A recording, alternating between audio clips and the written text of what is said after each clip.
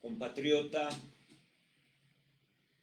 preparémonos a defender Costa Rica. Los pueblos que olvidan su historia y las sociedades civiles que no la estudian están condenados al fracaso y a la esclavitud. Hoy estamos viviendo en nuestra amada patria un momento crucial, un momento turbulento y peligroso. Las fuerzas del conservadurismo y las fuerzas antidemocráticas están alborotadas. Recuerde, compatriota, que el 27 de enero de 1917, hace 107 años, el tirano Tinoco, junto con los Jiménez, dueños del periódico La Información, derrocaron al presidente Alfredo González Flores, instaurando una de las tiranías más oprobiosas y criminales de la historia de Costa Rica. El 15 de marzo de 1918, los dueños del diario La Información, Enrique Clary y Lico Jiménez, cuñado de Clary, casado con la hermana de Lico Jiménez, mandaron a asesinar a nuestro benemérito Rogelio Fernández Güell,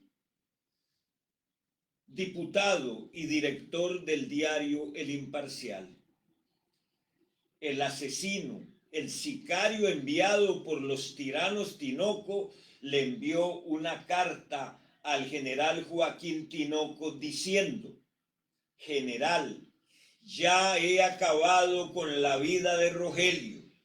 Dígale a Enrique Clary, el socio y cuñado de Lico Jiménez, que aquí le llevo el crespo que corté del cráneo del héroe asesinado. Así es como han actuado los Licos Jiménez, así es como ha actuado la casta codiciosa desde hace más de un siglo. Compatriota, abra los ojos.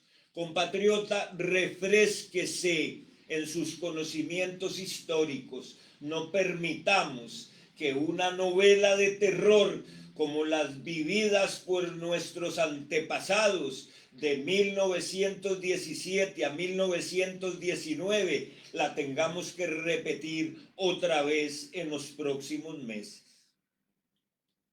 No hay casualidades, compatriotas. Observe bien hoy día que hay 3 letras que nos indican el peligro. PLN, Periódico La Nación, Partido Liberación Nacional. Precisamente en este mes, la nefasta prensa canalla, La Nación, cumplió 78 años. Fundada o porque salió su primer ejemplar en octubre 12 de 1946. No olvidemos que el 13 de junio de 1919 fue incendiada por nuestro pueblo, por los maestros y los estudiantes costarricenses, el diario La Información, cuyos directores y dueños, repito, ordenaron el asesinato de Rogelio Fernández Güell. Y ese pasquín incendiado era el diario oficial de la tiranía Tinoco. Era el periódico del ministro de Hacienda de Tinoco, Lico Jiménez, a quien por supuesto la tiranía lo indemnizó con creces por la quema de ese diario. El 12 de octubre de 1951 fue fundado el Partido Liberación Nacional, hace 173 años. Don Pepe, sus compañeros de armas, los glostoras, los medallitas, los socialdemócratas, los intelectuales del Centro para el Estudio de los Problemas Nacionales, empiezan un movimiento socialdemócrata después de haber sido derrotados en la Asamblea Constituyente. Miren qué interesante, porque es en abril y marzo del 48 cuando el pueblo costarricense apoya a los revolucionarios encabezados por don Pepe Figueres Ferrer.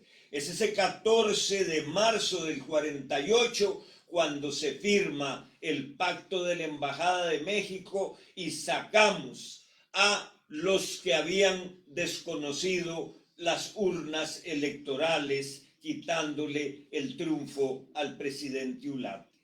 Pero antes pasó algo muy interesante, y es precisamente la guerra civil que estalla el 12 de marzo de 1948 y dura esos 40 días que concluyen el 19 de abril de ese año con la rendición del calderocomunismo y, por supuesto, la derrota de los Jiménez, que siempre han sido la cabeza dirigente de la casta codiciosa en este país.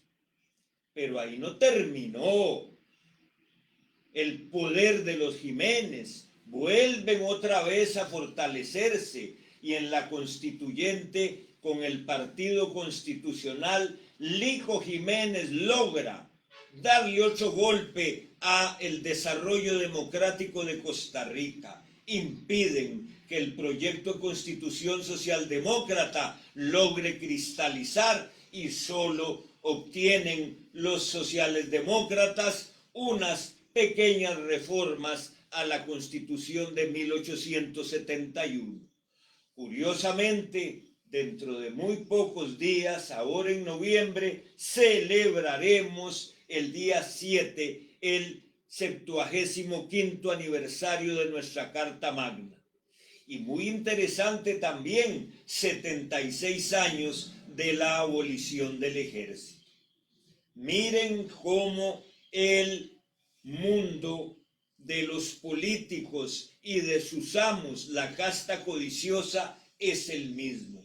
Lo que cambian son los calendarios y las generaciones que quieren seguir haciendo lo que les da la gana. Demos un repaso por las grandes sentencias condenatorias de la prensa criminal, las sentencias que los tribunales de justicia, cuando han sabido parársele a la nación, a los Jiménez y a la casta codiciosa, han dictado fallos absolutamente justos y claros. El 16 de enero de 1963, la Sala Constitucional condenó al periodista Guillermo Calvo Navarro por haber injuriado a don Pepe Figueres. El 15 de marzo de 1967, la Sala de Casación condenó al director de la Nación, Ricardo Castro Veche, por haber injuriado a Daniel Oduber Quirós. Miren qué interesante.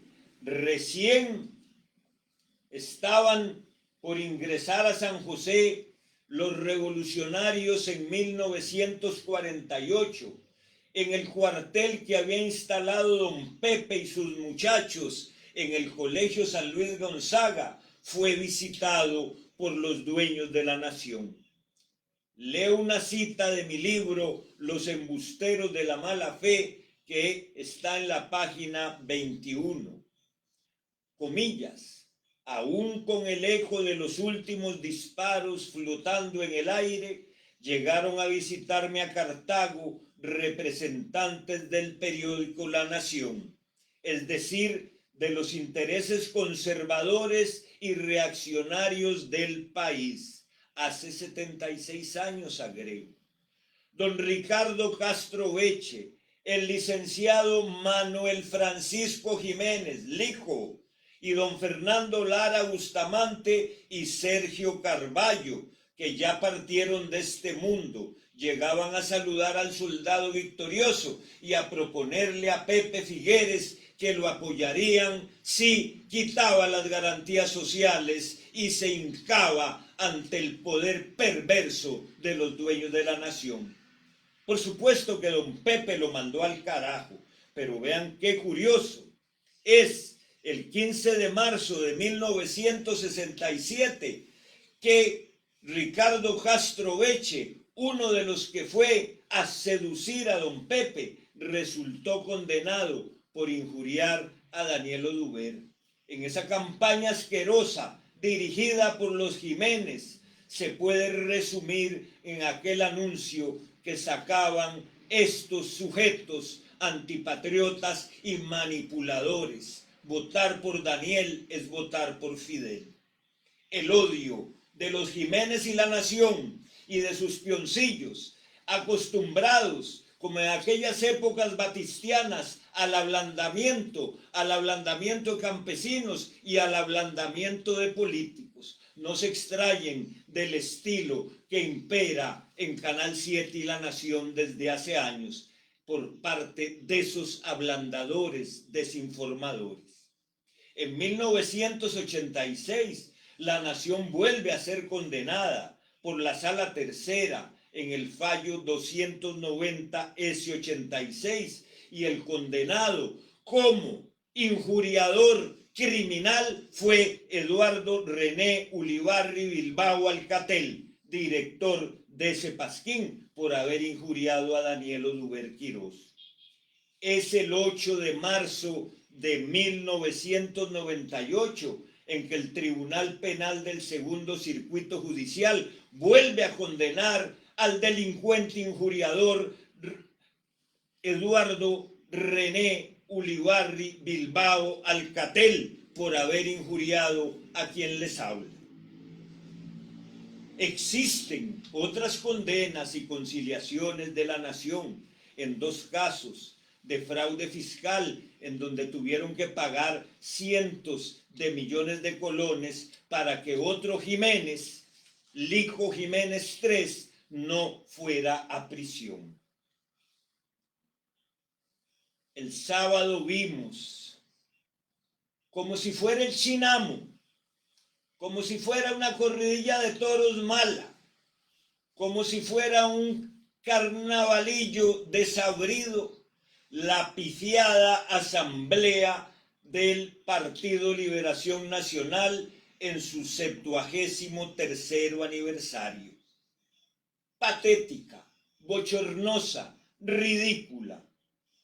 Si notamos que les faltó invitar a Armando de La Nación, a Nacho de Teletica, a Pedro Abreu Jiménez y a su tío Manuel Francisco Jiménez, que no invitaron a Ariel Robles, su gran aliado del partido Rémora, y que no invitaron a Elí, que había sido suspendido y condenado por un delito que estuvo inhabilitado para ejercer cargos públicos. Y por supuesto, se les olvidó invitar a otra de sus mascotas, la Contralora, muy semejante a los pericos que no lograron reunir en esa asamblea ni siquiera los pericos que yo oigo en las madrugadas de los árboles de mi barrio.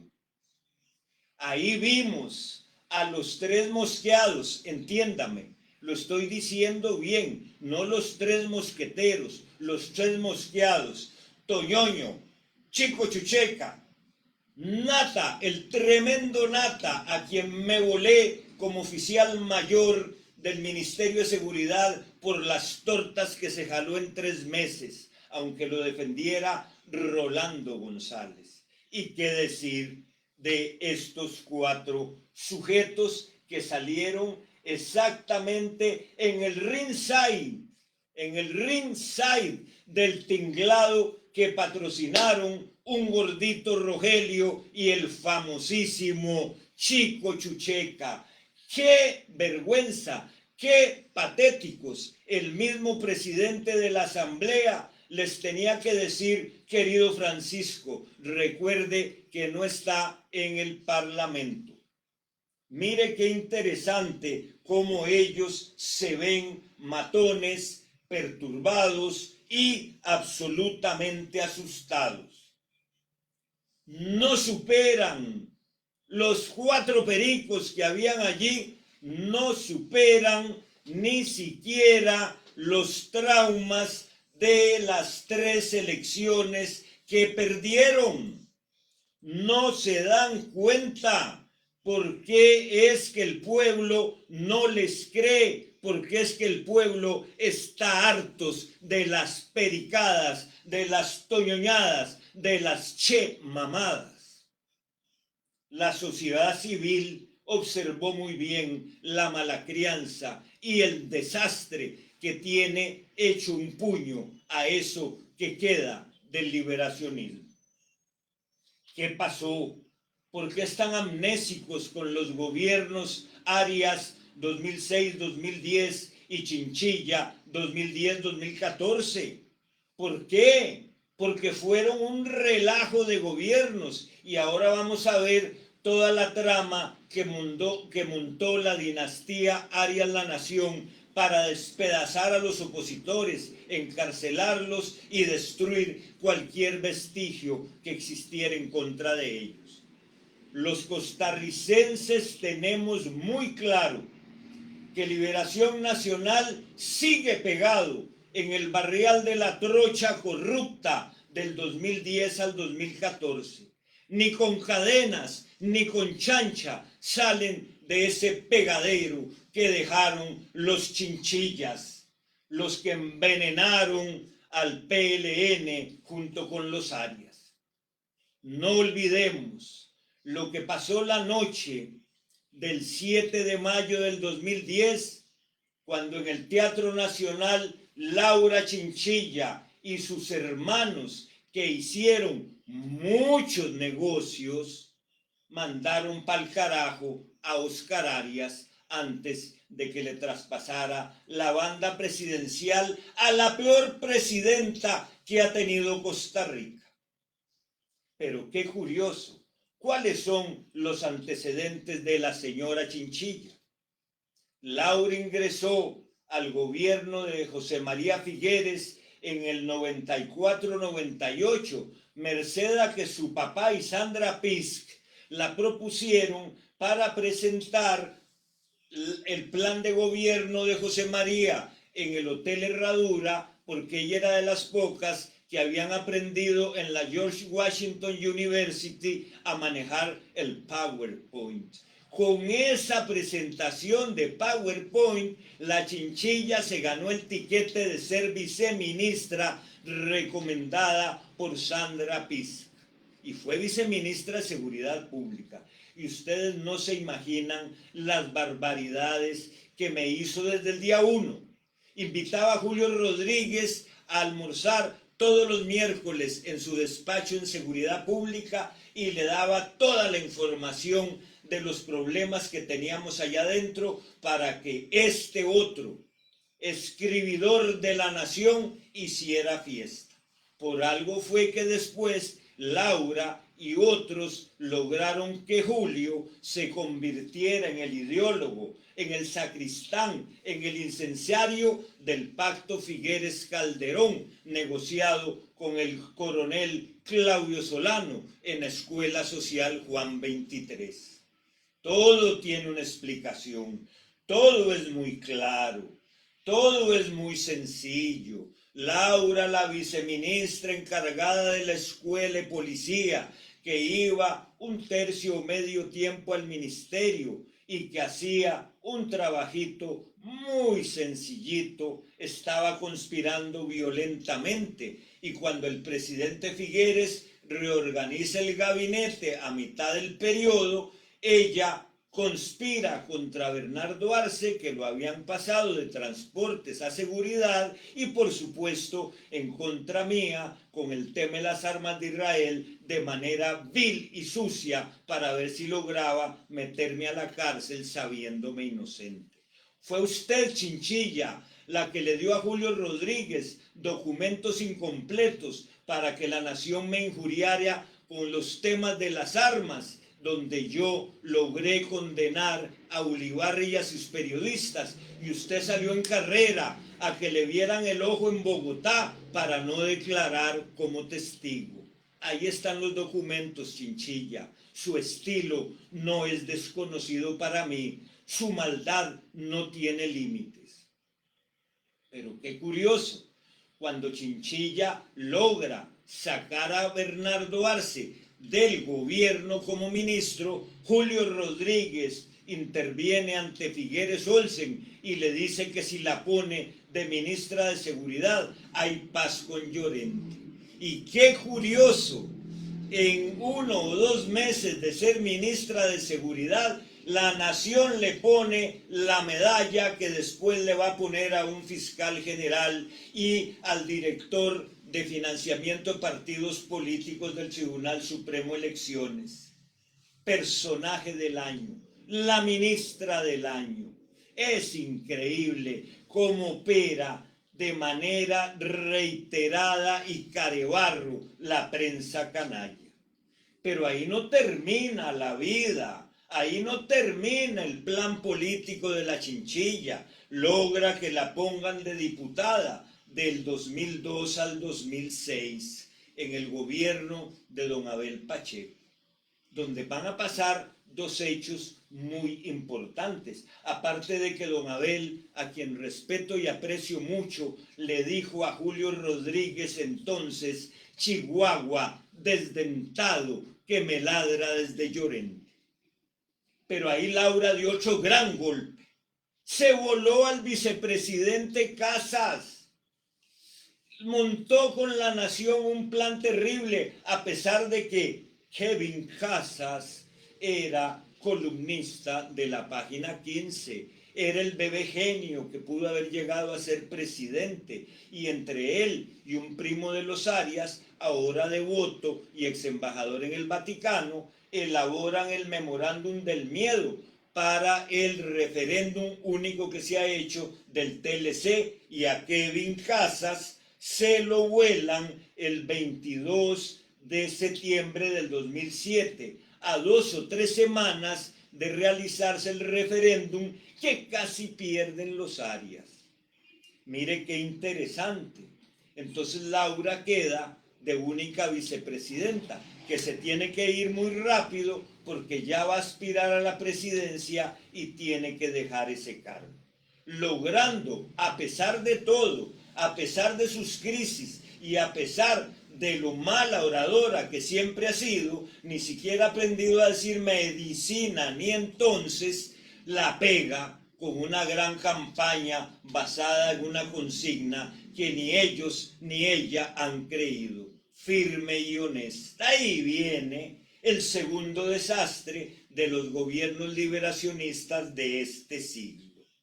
El peor gobierno de liberación nacional, que ha tenido como consecuencia 3 derrotas, aunque las 2 primeras con un partido tureca, cuando Johnny Araya se le rinde a Solís, al cachetón Solís, a Luis Guillermo, y se hinca y le da el mandato prácticamente a Luis Guillermo en media segunda ronda en la casa de Toñoño Álvarez y Muria Marín, con los testigos de la rendición de Armando González y Nacho Santos. Misterio de misterios, la rendición de Araya.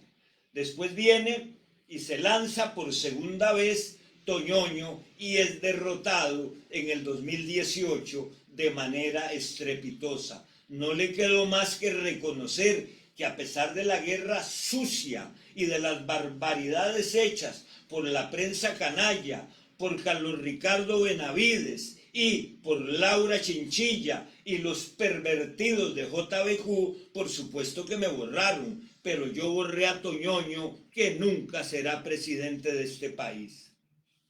Vean qué curioso. No me cabe la menor duda de que Liberación Nacional fue tomada por la nación, de que aquello que propusieron los dueños de la nación a don Pepe en el 48 lo lograron con Óscar Arias y con Laura Chinchilla. Óscar Arias, en su gobierno 86-90, nombró al exdirector de la Nación, Guido Fernández, primero como ministro de Gobernación, teniendo Álvaro Ramos Reisnitz, que ayer estaba en Asamblea de Liberación y hoy sale su hijo hablando de la caja. Le irán a dar una diputación o una vicepresidencia a Alvarito. Todo es posible. Pero vean qué interesante. El gobierno de Arias tiene a Guido Fernández, exdirector de la Nación, primero como ministro de Gobernación y Policía y después lo manda de embajador a Washington. Laura Chinchilla lo copia, pero pone en su nefasto gobierno 2010-2014 al condenado por injuriar a Daniel Oduber y a este servidor, al exdirector de la Nación y exdirectivo de Aldesa, Eduardo René Ulibarri Bilbao, como embajador ante la ONU. Esos son los premios que da el gobierno liberacionista a los que los nombran con la medallita de personaje del año. Pero Laura no quedó en eso. Nombró también al abogado de Liberación, que había jugado un papel ruin en el escándalo Chemis, tratando de revivir un caso que estaba sepultado desde hacía 20 años. Lo nombró de ministro de Seguridad. Tan mal ministro como fue mal fiscal general, que lo tuvo que quitar y mandarlo a Montevideo a tomarse un matecito. Así funcionan las alianzas entre Liberación y la Nación. Pero ahora estamos viviendo, compatriota, un momento de alerta nacional. En la coyuntura y en el remolino actual tenemos que dejar claro algo que hemos repetido desde hace decenios. Lo peor del Estado costarricense es el megapoder judicial. Un megapoder judicial diseñado por lo más oscuro de la nación y de Liberación Nacional. Un megapoder judicial único en el mundo, que controla la Corte Constitucional, el Ministerio Público con una historia que no debemos olvidar. La historia de Caro Quintero. Mire qué interesante, la historia de las detenciones de Rodríguez y Calderón, la historia de la UPAB, que han sido fracasos. El Poder Judicial controla también al OIJ, que lo hemos estado viendo de manera muy atenta, y a la defensa pública, que tiene a un influencer que quieren hacer magistrado. Vea qué interesante lo que pasa, porque aquí nosotros tenemos que poner mucha atención. Hay una corte profunda, absolutamente vinculada al magistrado 33, la nueva cara de Liberación Nacional, el próximo candidato a la presidencia de Liberación Nacional. No sabemos si de Monteverde, de Isla Plata o de Punta Arenas o del bufete en el que está con un alto dirigente del Partido Unidad Social Cristiana. Esa mancuerna, ese poder de Carlos Ricardo Benavides, precisamente le permite manejar la Corte Profunda y la Sala Tercera. Por eso, Patricia Solano Castro mandó a borrar los antecedentes de varios liberacionistas en el registro judicial de delincuentes y la Corte no pudo sancionarlo. Estamos a las puertas, compatriotas, de un nuevo golpe de Estado judicial. Estemos atentos. El plan es muy claro. Escuche los antecedentes. Si usted recuerda, en el debate presidencial del 24 de septiembre de 1922, y si no, revise el diario La República de esa fecha. Ese debate lo patrocinó el diario Extra y fue en el auditorio del Colegio de Abogados. Ahí Chemamá Figueres le gritó a don Rodrigo Chávez: si usted es presidente, saldrá esposado de casa presidencial. Profecía, amenaza o todo un plan fríamente calculado por el magistrado 33 y sus amos, los Arias. Es un plan y está en marcha desde marzo de desde marzo del 2022. Ese debate fue el 24 de marzo del 2022 y Figueres dijo al presidente Chávez: si usted es presidente, saldrá esposado de casa presidencial. Miren qué curioso, miren qué interesante, cómo la chinchilla está desesperada. No sé por qué no fue a la pifiada asamblea. Seguro ella estaba en el plan de pifiarla, porque ya ella no va a volver a ser candidata a Liberación, y menos de otro partido. Pero sale diciendo una cosa muy interesante, que ahora en su ex Twitter dijo, chillando: si Costa Rica tuviese fuerzas armadas, ya las habrían enviado a tomar por asalto nuestras instituciones republicanas. Están haciendo una guerra de baja intensidad, están desinformando al país, vienen con el cuento de narcoestado y de dictador y todo lo demás para ir preparando el terreno de un golpe de estado judicial. Curiosamente, 2 días antes de la Asamblea de Liberación Nacional, el día jueves 10 de octubre, el periódico Furúnculo de la Prensa Canalla de La Nación, El Financiero, encabeza una nota diciendo: Rodrigo Chávez acumula 60 causas judiciales en menos de 3 años del gobierno. Vea el detalle de las 53 en investigación y las 7 desestimadas. Así empezó Llorente esa mañana, con un primer cañonazo de salva desinformativo y manipulador contra el gobierno de la República. A mediodía, en la comisión legislativa, estalla un bochinche nunca visto entre la periodista del Ministerio Público y un periodista, me parece, de Central de Radios, al que detuvieron porque le tomó una foto por la espalda, le quitaron el celular y aplicaron todas las técnicas de la América Latina de los años 70. Horror de horrores, circo de circos, cuánta prepotencia y cuánta arrogancia. Y al final de la tarde, todo sincronizado por el magistrado 23, Liberación Nacional y la prensa canalla, anuncia la agencia de prensa y publicidad del Poder Judicial, que tiene al menos 20 periodistas, las medidas cautelares dictadas contra la junta directiva de la Caja. 3 cañonazos ese día, y la advertencia que parece convertir en profecía lo dicho por Figueres en marzo del 22 sobre 53 causas con el presidente. ¿Cuál es el plan? Clarísimo, pero antes de explicarlo, vamos a los antecedentes.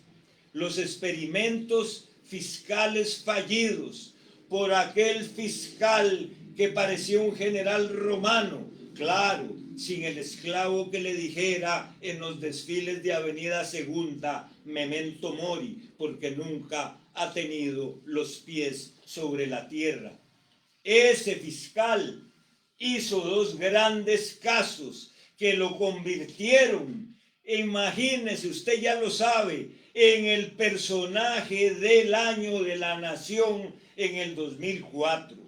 Pero antes de esto hubo un dato muy interesante. que ahora lo vamos a profundizar. Todos los planes que hace la prensa canalla, La Nación, los licos, desde hace más de un siglo, son muy bien ordenados. Se les han caído algunos, los han condenado y se les cayó el ferrocarril hasta el Parque Viva. Pero ahora el Parque Viva, que es un medio de comunicación único en el mundo, claro, golpea a bomberos, golpea al presidente, golpea al exministro de salud, golpea y golpea, y de raro no tiene nada, que en el plan que existe es que ese caso del Parque Viva se convierte en la causa para darle un golpe de Estado a don Rodrigo Chávez. ¿Cuál fue el primer golpe de Estado que dio Liberación Nacional y que dio la prensa canalla en el Poder Judicial? Precisamente fue el voto de la Sala Cuarta del 6 de abril del 2003. Abril siempre es importante. Recuerde que en abril del 48 estalló la guerra civil. Recuerde que en abril del 18 fue quemada la información. Recuerde que en abril del 2003 los Arias y la prensa canalla pegan el primer golpe, otro cañonazo a la institucionalidad. Logran por mayoría, con un amparo de un tal Rubén Algo, no me acuerdo qué, que la sala reforme la Constitución y derogan el artículo 132 de la Carta Magna, que se había promulgado correctamente en la Asamblea Legislativa el 11 de julio de 1969. La Sala Cuarta, en un hecho inaudito, reforma la Constitución. Vea usted, ahí se le abre la puerta a Oscar Arias, que desde una isla paradisíaca del Caribe, donde se estaba tomando una piña colada o un mojito solo, dijo que estaba muy emocionado porque podría volver a ser presidente. Pero ahí no queda el plan con la Corte.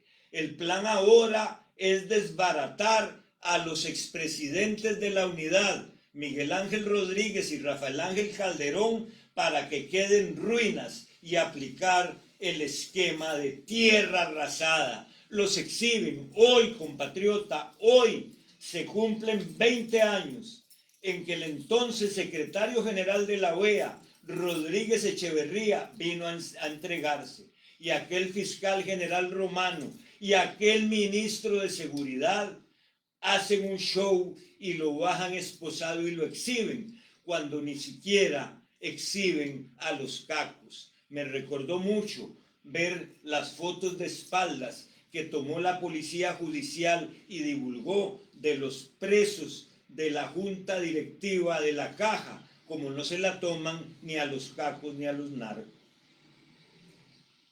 El presidente Rodríguez fue absuelto, el presidente Calderón fue absuelto, y lo peor, la Sala Constitucional dijo con mucha claridad que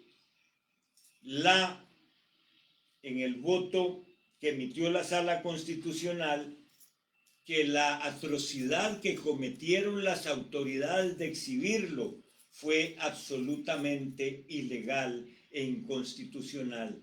No hay casualidades, compatriotas. 20 años después vimos un circo con la Junta Directiva de la Caja. Estaremos prestos a ver otro circo con el presidente o con algún ministro. Ponga mucha atención. Mire cómo se están moviendo esas fuerzas oscuras y turbulentas que hay en Llorente, en el Balcón Verde, en Monteverde y hasta en la Isla Plata, como vamos a ver. Hay un plan en marcha. En los aguanes tribunalicios se habla del plan Isla Plata. Busquen en internet el escándalo de Isla Plata, donde estuvo involucrada la nueva cara de Liberación Nacional, Carlos Ricardo Benavides y su familia. Esa isla allá en el Golfo, preciosa, que casi se la quitan a Costa Rica. Ahora es un plan político perverso. Es un plan para dar un golpe de Estado judicial contra el presidente de la República. Hay una tómbola que tiene la Sala Tercera con 53 expedientes vivos contra el presidente. Basta que escojan uno para que haya una acusación contra el presidente de la República y de inmediato la Sala Tercera debe comunicarle a la Corte para que pidan el antejuicio, el desafuero, el levantamiento de la inmunidad del presidente para que sea juzgado. ¿Y qué sigue? ¿Cuál es el plan? Por favor, basta haber llevado el primer semestre de procesal penal para entender que viene una medida cautelar que ya aprobaron en el caso de la directiva del Seguro Social. Suspendido el presidente de la República del ejercicio de su cargo. ¿Cuándo la piensan hacer? ¿Tendrán los 38 votos para levantarle la inmunidad? ¿Qué será? ¿Cuál es el plan? El plan está en marcha, compatriotas. Y van a decir que es un invento, que son fantasías de este abogado que está muy claro en lo que está pasando en Costa Rica. Será el segundo golpe de Estado que dan Liberación Nacional y la Corte Profunda, controlada hoy día más que nunca por el magistrado 33, el que le habla al oído a la presidenta de la Sala Tercera, donde están las 53 causas contra el presidente, o va a estar la que van a usar para darle el golpe de Estado judicial. Compatriotas, no estamos jugando. Estamos en esos momentos en donde el árbol de la democracia y el altar de la patria exigen que los costarricenses, hombres y mujeres dignos y valientes, estemos alerta, pongamos mucha atención y estemos dispuestos a defender lo poco que queda de nuestra democracia. Observe el matonismo, observe lo patético de la actuación de los diputados de Liberación y de su dirigencia el fin de semana. Vean con cuidado, compatriotas, el plan Isla Plata está en marcha.